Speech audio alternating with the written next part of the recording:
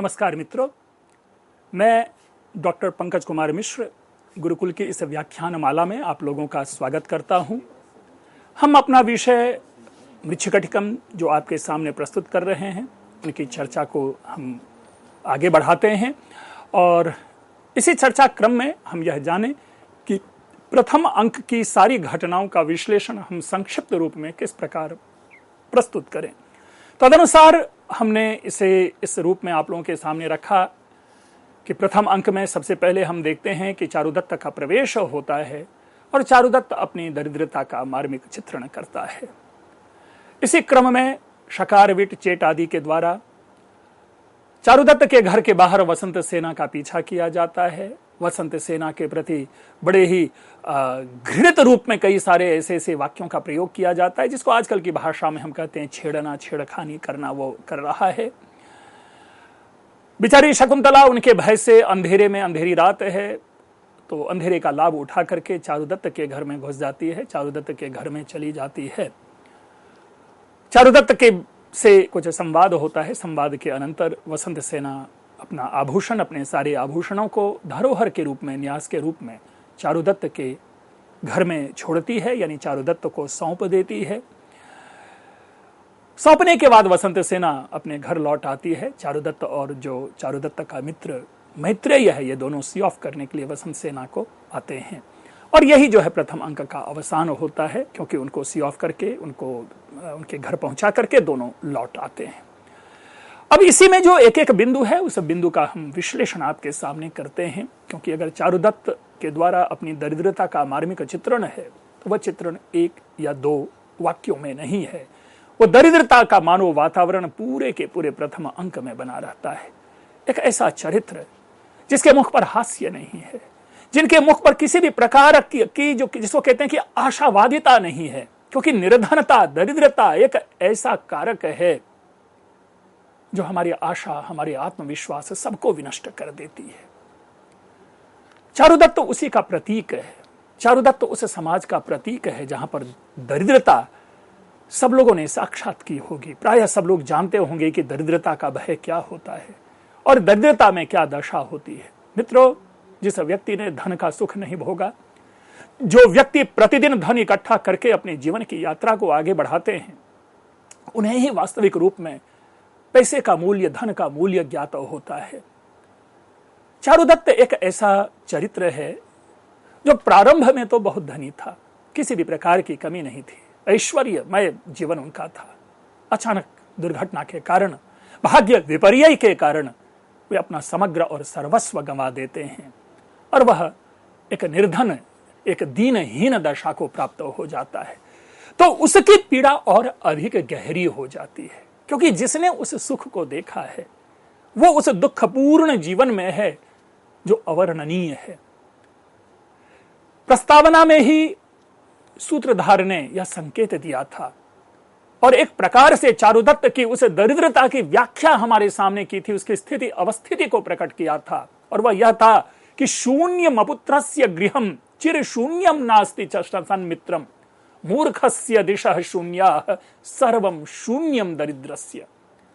अर्थात भाई, जिनको पुत्र नहीं है उनका घर सूना है।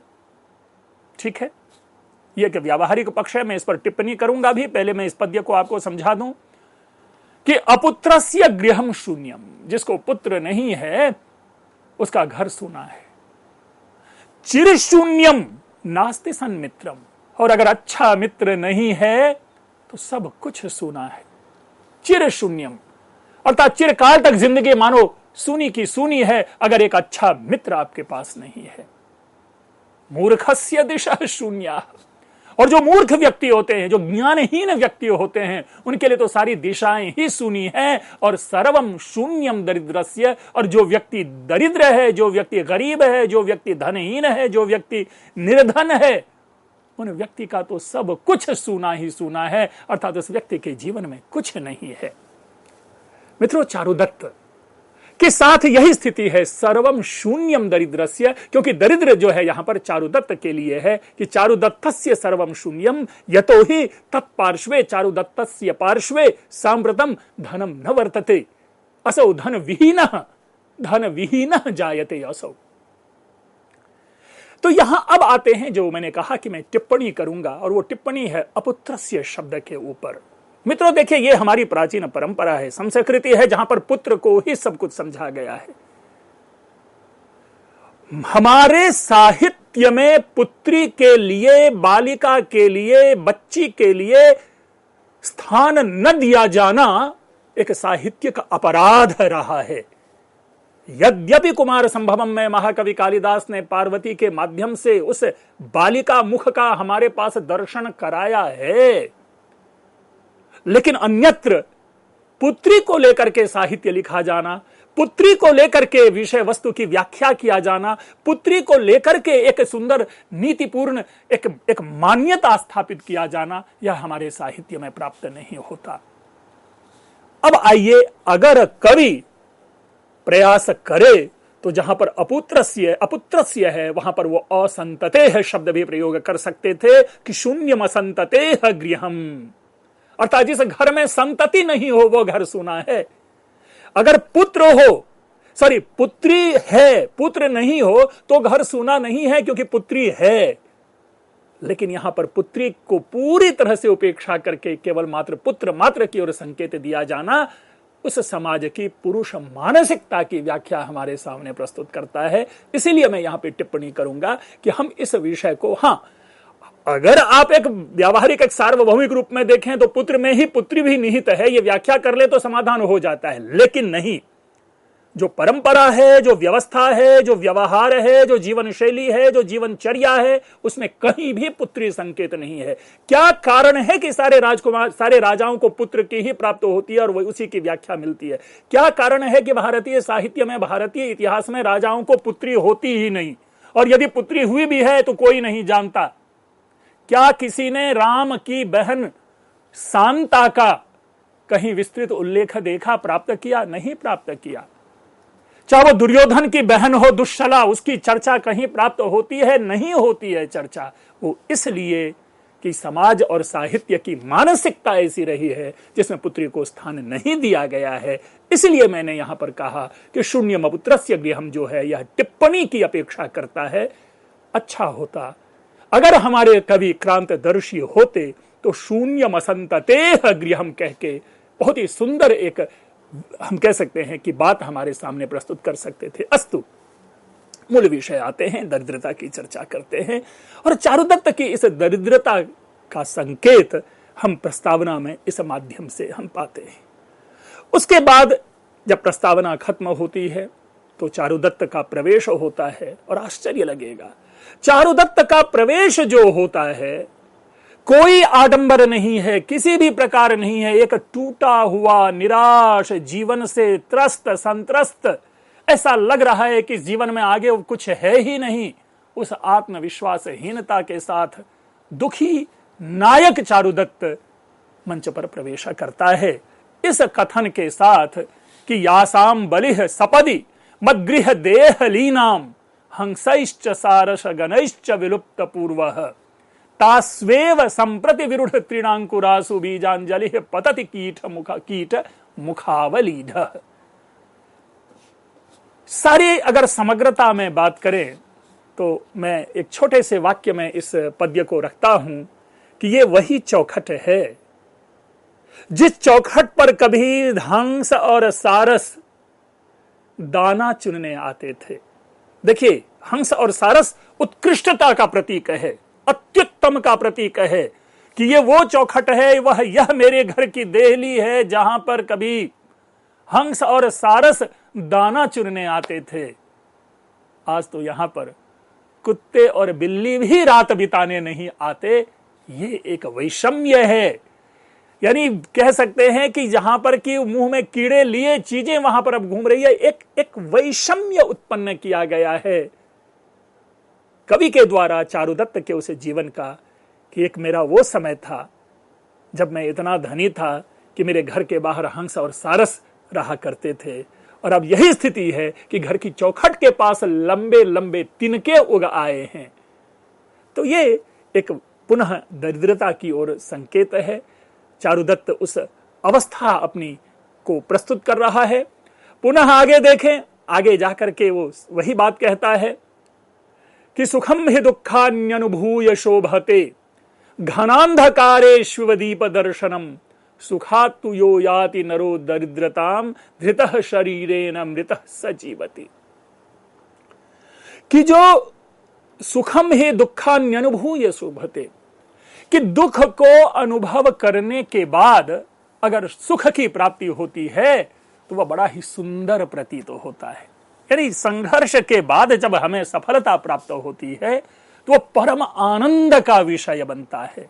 ठीक उसी प्रकार जिस प्रकार की गहन अंधकार में दिए का दर्शन हो जाए, रोशनी हमारे सामने प्रकाश दिख जाए, तो जिस प्रकार अंधेरी रात में दिए की रोशनी के दर्शन से हमें प्रसन्नता की प्राप्ति होती है, उसी प्रकार दुख की काली रात को बिताने के बाद जो प्राप्त होने वाला सुख है वो परम आनंद को देता है। इसीलिए सुखात्तु यो याति नरो दरिद्रताम, लेकिन सुख के प्राप्ति के बाद जो मनुष्य दरिद्रता को प्राप्त कर लेता है वह मानो मृत शरीरेण मृतः सजीवति, कि शरीर है लेकिन वह मरे हुए के समान अपनी जिंदगी बिता रहा है, क्योंकि सुख को प्राप्त करके अब दरिद्रता में आ गया है। और मैं इसके लिए पुनः एक छोटी पंक्ति कहता हूं, पता नहीं शायद ये प्रेमचंद की पंक्ति है या प्रभाकर माचवे की पंक्ति है, कि अमीरी की कब्र पर पनपी हुई गरीबी की घास बड़ी जहरीली होती है। जरा देखें, अमीरी की कब्र पर पनपी हुई गरीबी की घास बड़ी जहरीली होती है। और यही बात चारुदत्त यहां कह रहा है कि सुख को प्राप्त करने के बाद जो आने वाली दरिद्रता है वो मानो मृत्यु के समान है, भले ही हम क्यों ना शरीर धारण कर रहे हो। मित्रों, यही जीवन का सत्य है, यह यथार्थ है।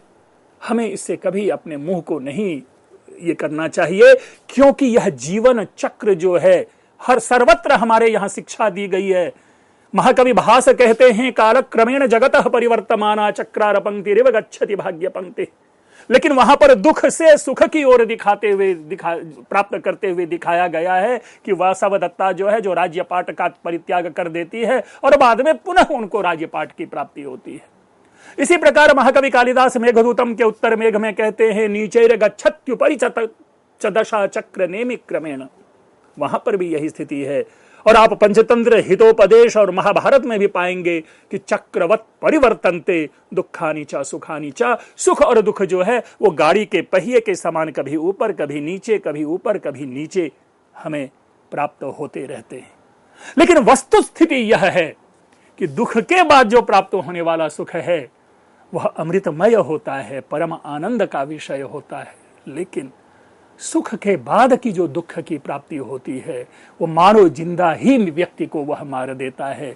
क्योंकि एक यश, एक कीर्तिमय जीवन को बिताने वाला व्यक्ति जब पंक्ति में खड़े होकर के खाना खाना के लिए, भोजन के लिए लालायित रहता है, तो उस व्यक्ति की मनोदशा, उस व्यक्ति की अंतरदशा, अंतर भावना की व्याख्या जो है कदाचित मानो उस समाज की स्थिति परिस्थिति को हमारे सामने प्रस्तुत करते हुए चारुदत्त के माध्यम से नाटककार ने प्रस्तुत किया है।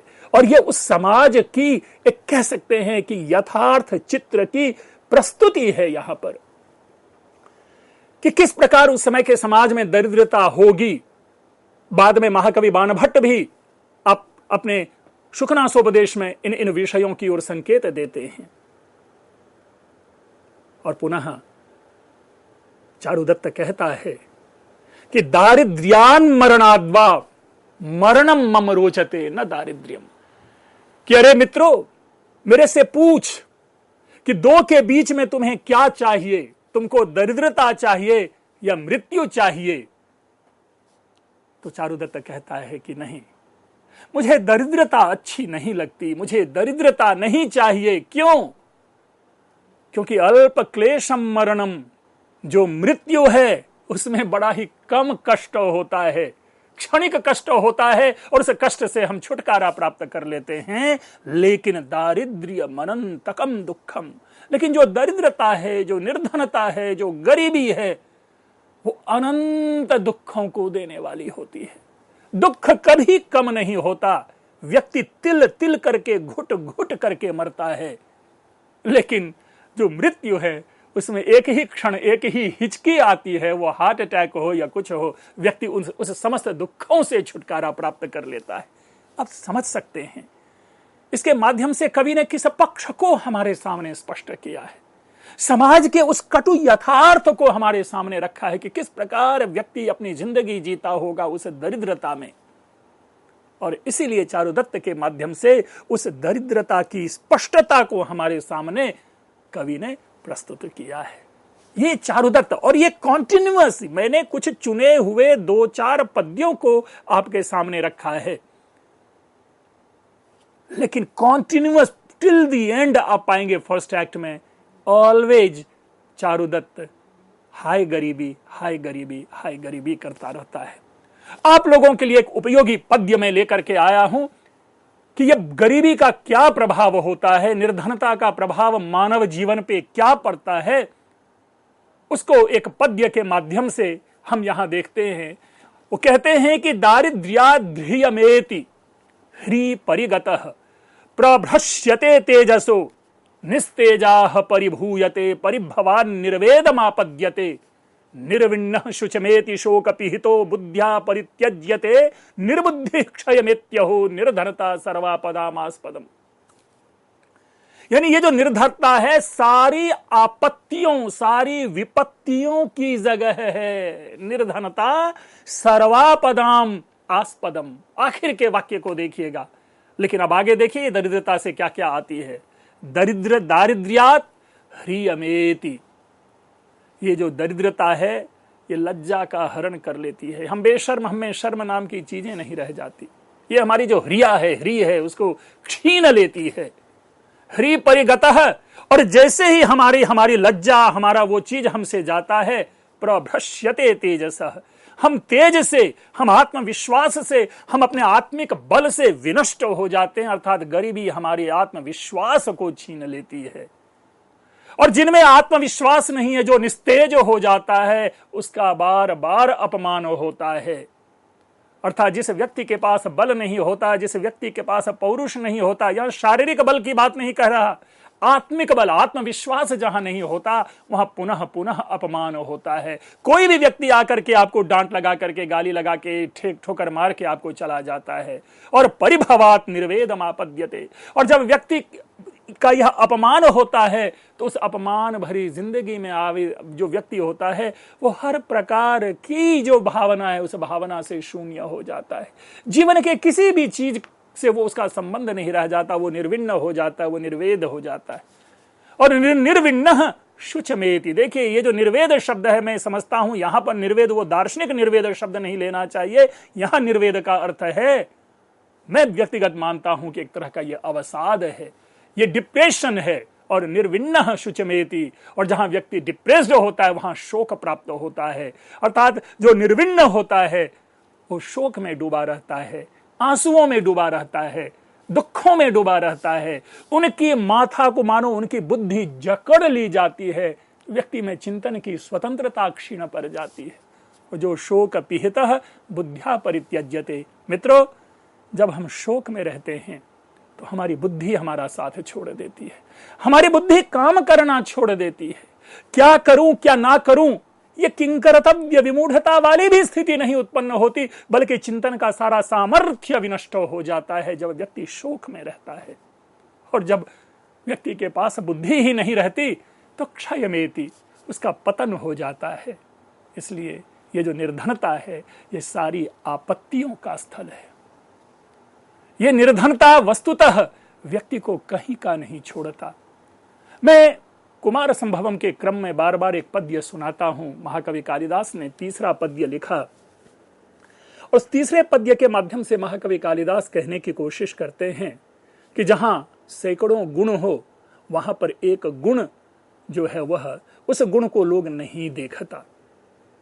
कुमार संभवम प्रथम सर्ग 3रा पद्य, एको ही दोषो गुण सन्निपाते निमज्जतीन्दोह किरणेष्विवांक, कि जहां पर अनेक गुण हो, सैकड़ों गुण हो, वहां पर एक दोष जो है उस गुण में छिप जाता है। जैसे चंद्रमा में गुण ही गुण है और उसका कलंक जो है, जो कालेजा धब्बा है, उस चंद्रमा के गुण में छिप जाता है। कोई उस चंद्रमा के कलंक की आलोचना नहीं करता, समालोचना नहीं करता। मित्रों, इसी का जवाब घटकर पर देता है और कहते हैं कालिदास को चुनौती देते हुए कि एको ही दोषो गुण सन्निपाते निमज्जतीन्दोह ऋतयो बभाषे न तेन दृष्टम कविना समस्तम दारिद्र्यमेकम गुणकोटिहारी। कि मित्रों, जिस कवि ने यह कहा कि सैकड़ों गुण में एक दोष छुप जाता है, उस व्यक्ति ने यह नहीं देखा कि करोड़ों गुण हो, लेकिन एक दरिद्रता हो, उस दरिद्रता में सारे गुण जो हैं छिप जाते हैं। यही सत्य है और यही मृच्छकटिकम की स्थापना है। कालांतर में शायद गोदान में प्रेमचंद ने भी कहा कि गरीबों की स्त्री गांव भर की भाऊज होती है। अर्थात कितने भी बड़े आप पंडित क्यों ना हो गांव के, लेकिन अगर आप निर्धन हैं तो आपकी स्त्री के साथ गली में चलने वाले बच्चे भी मजाक करते हैं, वो सारे गांव की वो भाऊज बन जाती है। कितनी बड़ी, कितनी गहराई वाली बात है। और यही है, एक बार फिर से देखें कि दरिद्रता का दुष्प्रभाव क्या पड़ता है। चारुदत्त उसको किस रूप में हमारे सामने रखता है। उस प्रथम अंक में इस दरिद्रता की स्थापना किस रूप में की जा रही है, वो देखिए। कहता है कि दरिद्रता से हमारी लज्जा चली जाती।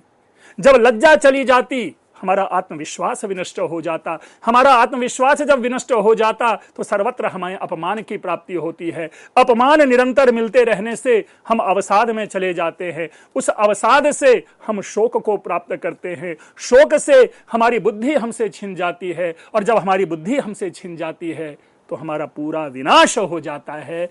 और इसलिए निर्धनता, दरिद्रता या गरीबी सारी विपत्तियों का स्थान है। ये चारुदत्त के मुख से निकला हुआ इस प्रथम अंक में जिस गरीबी की स्थापना की गई है, उसका सार है। मैंने जिस शुक्रांशोपदेश की चर्चा आपके सामने की थी, वो जब लक्ष्मी का वर्णन करते हैं तो उस लक्ष्मी के वर्णन के क्रम में आप देखेंगे कि समाज की उसी गरीबी की ओर संकेत है, जिसमें बार बार एक नेगेटिव, कह सकते हैं कि मेथोडोलॉजी लेते हुए, एक नेगेटिव स्ट्रक्चर बनाते हुए लक्ष्मी के किस प्रकार लक्ष्मी की हीनता को महाकवि बाणभट्ट ने शुक्रांशोपदेश में प्रकट किया है। क्यों? क्योंकि यही उस समाज का यथार्थ था जहां पर सर्वत्र गरीबी जो है वो प्रसरित रहती थी। मित्रों, जब यह श्लोक हम पढ़ते हैं, जब हम मृच्छकटिकम जैसे नाटक की आलोचना की बात करते हैं, तब जिस समाज को हम कहते हैं सोने की चिड़िया, वह कथन जो है वो धराशायी हो जाती है। क्योंकि भले ही हम ज्ञान में बहुत अधिक थे, लेकिन धन में कदाचित ऐसा लगता है कि आम व्यक्ति जो थे वो बड़े ही समृद्ध नहीं होते होंगे। अस्तु, इसके बाद हम जो दूसरी बात, जो इसके बाद की जो घटना है, वह घटना है शकार, विट और चेट। ये तीन व्यक्ति वसंत सेना के पीछे पड़ा हुआ है। वसंत सेना, जैसा कि मैंने शुरू में ही परिचय दिया, एक बड़ी ही सुंदरी गणिका है, उस नगर की नामी गिरामी है। वो अचानक राह चलते हुए उसके पीछे, वो वसंत सेना का पीछा करते हुए मंच पे इन तीनों को दिखाया जाता है। वसंत सेना भी भागी भागी दौड़ती है। ये आजकल की भी यही स्थिति है, गांव घर में भी यही देखी जाती है कि कोई भी अच्छी युवती होती है तो गांव घर के जो मनचले बच्चे होते हैं उनके पीछे पड़ जाते हैं, उनको छेड़ने लगते हैं। तो मानो वो उसी समाज का प्रतीक है। ये शकार हो या विट हो या चेट हो, वो हर काल की कथा है, वह हर काल की कहानी है। और यहां पर भी हम देखते हैं कि ये तीनों वसंत सेना के पीछे पड़ा हुआ है। और शकार निकलता है, दौड़ता है, उसके पीछे भागता है और कहता है कि किम याशि धावशि पलावशि पक्खलंती वाशु पशीदना मलिस्सशि चिट्ठ दावा कामेन दज्जति हुमे हड़के तवशी अंगाल लाशि पढ़िते विय मंश खंडे। मित्रों, ये प्राकृत है। मृच्छकटिकम के प्राकृत की भी बड़ी सुंदर व्याख्या प्राप्त होती है। समकालीन समाज में जितने भी प्रकार की भाषा बोली जाती थी, उन सारी प्रकार की भाषाओं का समावेश प्रायः हम उस क्षेत्र विशेष की सारी भाषाओं का समावेश हम इस मृच्छकटिकम में पाते हैं। और आप देखें कि यहां पर एक प्राकृत है, एक बड़ा सुंदर और कर्णप्रिय प्राकृत इसके बाद सुनाऊंगा, जो बड़ा ही प्रसिद्ध है प्राकृत जगत में। सर्वत्र लोग इसके ऊपर टिप्पणी, इसकी चर्चा करते हैं। लेकिन पहले यहां देखें, यह शकार का प्रवेश है वसंत सेना का पीछा करते हुए कि अरे ओ वसंत सेने, किम याशी धावशी अरे कहां जा रही हो, क्यों जा रही हो, क्यों भाग रही हो, क्यों दौड़ रही हो, क्यों गिरते पड़ते भाग रही हो। अरे ओ बालिके वासु वासु बालिके प्रसीद, है ना। अरे भाई मेरे पे तो प्रसन्न हो जाओ, मैं तुम्हारा आशिक ठहरा, मुझे छोड़ करके तुम क्यों भाग रही हो, तुम कहां दौड़ी जा रही हो, आ मेरे पास आ। मलिष्यसि, अरे तुम न मलिष्यसि, अरे तुम मर तो मर नहीं जाओगी, तिष्ठ तावत, अरे रुक तो जाओ थोड़ी देर, दो प्यारी प्यारी बातें मेरे से भी तो कर ले। कामेण दज्जति हुमे हटके तपस्वी, अरे काम से द्वारा, काम जो है कामेण दह्यते मे हृदय के तपस्वी। अरे ओ मेरे जो ये काम के द्वारा, काम प्रभाव के द्वारा मेरा जो हृदय है वो जल रहा है, ठीक उसी प्रकार है जिस प्रकार अंगाल राशि पतिते इव मांस खंडे, कि जिस प्रकार आग की राशि में गिरे हुए मांस खंड जल रहे होते हैं, उसी प्रकार मानो काम के प्रभाव से मैं जल रहा हूं। हे वसंत सेने, प्रसन्न तो हो जा मेरे ऊपर, मेरे ऊपर दया तो दिखा, मुझे छोड़ के मत भाग। आदि मित्रों, इस रोचक प्रसंग को हम आगे भी बढ़ाएंगे। नाटक जो कि समाज का एक यथार्थ चित्रण हमारे सामने प्रस्तुत करता है, अन्य नाटकों को भी पढ़ा, हम ऋषिकटिकम को भी पढ़ेंगे। आप लोगों की टिप्पणी की आवश्यकता है, आप लोग ध्यान से सुने और हमारा उत्साहवर्धन करते रहें। आप लोगों ने ध्यान से सुना, आप लोगों का बहुत बहुत धन्यवाद।